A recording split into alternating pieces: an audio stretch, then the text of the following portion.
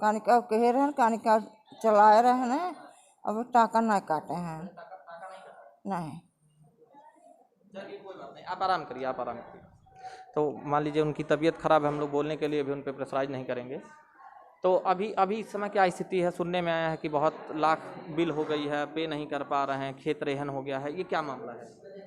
अभी तो स्टार्टिंग में जैसे बताया गया था कि पैसा तो लगेगा भाई, लेकिन इतना नहीं बताया गया था इतना लग जाएगा। लोग मतलब मेरे मौसा जी सोचे होंगे कि 50,000 60,000 1 लाख तक हो जाएगा, बट अभी समझ लीजिए 2 लाख रुपए तक हो गया है। दिनचर्या में हुई कुछ ऐसी कहानी हो जिन्हें देखने के बाद ये समझ में आ जाए कि हाँ ये दिन अच्छा रहा। नमस्कार, मैं हूँ राणा और आपको आज के दिन की हुई एक घटना के बारे में बताऊंगा और इस घटना में एक हीरो का भी जिक्र करूंगा जिन्हें मैं दिल से सैल्यूट भी करता हूँ।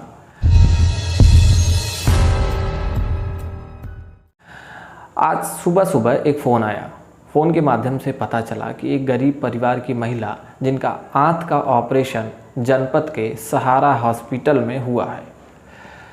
सबसे बड़ी चीज़ कि एक बीमारी जो होती है वो इंसान को आर्थिक मानसिक हर स्थिति से तोड़ देती है एक परिवार को। वहाँ सामने ये चीज़ आई कि हॉस्पिटल में एडमिट के दौरान उस परिवार से डॉक्टर एंड टीम ने 25,000 रुपये के लगभग ऑपरेशन व दवाओं का खर्च बताया था, जो बाद में बढ़ता चला गया और इलाज उनके अकॉर्डिंग दुरुस्त नहीं है। इस चीज़ की पड़ताल में जब हम लोगों ने वहाँ जाना सही समझा तो सबसे पहले हमने सूचना दी जिला उप जिला अधिकारी को और जिला के मुख्य चिकित्सा अधिकारी को। इसके बाद हम उस अस्पताल में गए, वहाँ की कुछ चीज़ों पर हमने नज़र भी दौड़ाई, जैसे वहाँ की व्यवस्थाओं को। प्राइवेट अस्पताल था और जिसका संचालन 3 लोग के देख रेख में हो रहा था। देखने को ये मिला कि वहाँ कोई डॉक्टर मौजूद नहीं था, उस अस्पताल में कोई डॉक्टर नहीं था। बाकी तमाम किस्म के लोग वहाँ पर मौजूद होकर जो अपने आप को डॉक्टर की तरह प्रिटेंड कर रहे थे, जबकि वास्तविक रूप से वहाँ डॉक्टर नहीं था। इस चीज़ से आगे होते हुए हम उस मरीज़ तक पहुँचे जिन्होंने इस चीज़ की कंप्लेन हम तक पहुँचाई थी। जहाँ पर हमने जब जाकर देखा तो एक जेड सेड व्यवस्था में एक बेड पर वो लेटी महिला थी जिनके साथ उनके एक रिलेटिव बच्चे खड़े थे।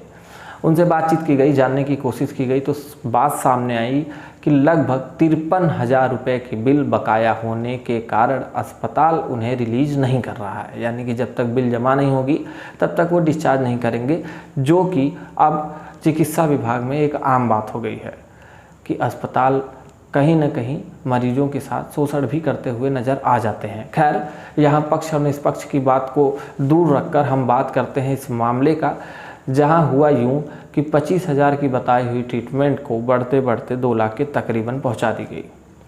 गरीब परिवार था, किसी तरह 1.5 लाख रुपए तक का इंतज़ाम करके हॉस्पिटल का पेमेंट कर दिया था। बाकी का बकाया यानी लगभग 53,000 की जो राशि थी उसको वो चुकाने में असमर्थ था, ये पीड़ित परिवारों का ही कहना था। इस चीज़ पर जब हम लोगों ने डॉक्टर टीम से बात की तो उन्होंने भी इस चीज़ पर ये कहा कि भाई जो पेमेंट है वो बिना लिए हम नहीं छोड़ सकते। इस चीज़ पर चर्चा की गई उप जिलाधिकारी से, जहाँ जब उप जिलाधिकारी मौके पर जांच पड़ताल के लिए पहुँचे तो वहाँ अस्पताल प्रशासन ने अपने आप 53,000 की बिल ही माफ़ कर दी और उस मरीज को रिलीज़ कर दिया।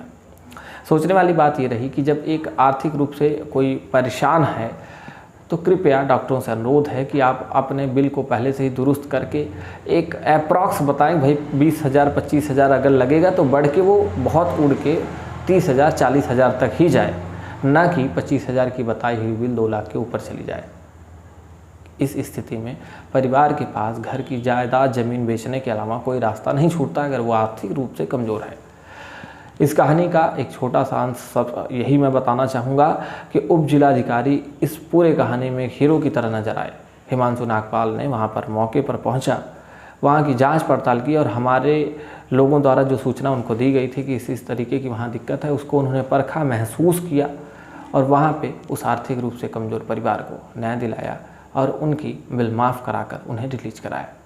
तो इस ATI प्लेटफॉर्म से मैं राणा सिंह आपको दिल से धन्यवाद देता हूं, SDM सर, और आप लोगों को भी इनको धन्यवाद देने के लिए एक बार ज़रूर कहूँगा कि कमेंट बॉक्स में जाएं और ऐसे अधिकारियों का हौसला बढ़ाएं जो आम आदमियों के लिए लगातार दिन रात मेहनत करते हुए नज़र आ रहे हैं।